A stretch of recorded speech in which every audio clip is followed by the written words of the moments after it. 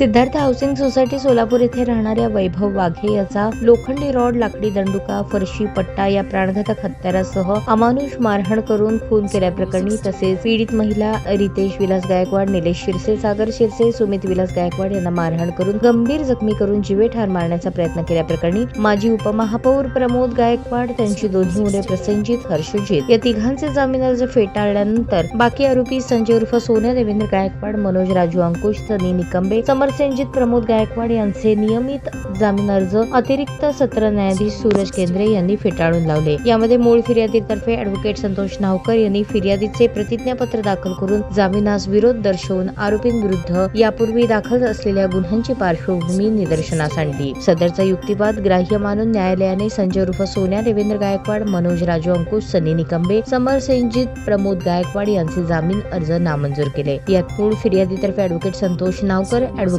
राहुल रुपनर, सरकार पक्षातर्फे ॲडव्होकेट दत्तूसिंग पवार तर आरोपीतर्फे ॲडव्होकेट शशी कुलकर्णी, ॲडव्होकेट राज पाटील व ॲडव्होकेट किरण सराटे हे काम पाहत आहेत।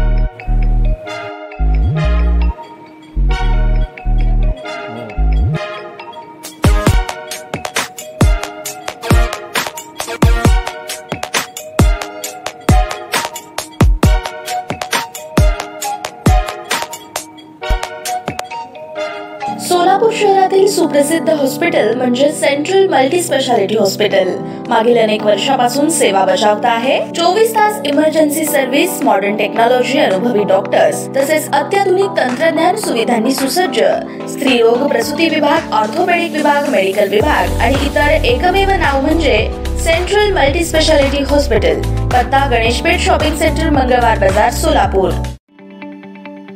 ताज्या बातम्या पाहण्यासाठी प्राईम महाराष्ट्र न्यूज चॅनलला सबस्क्राईब करा।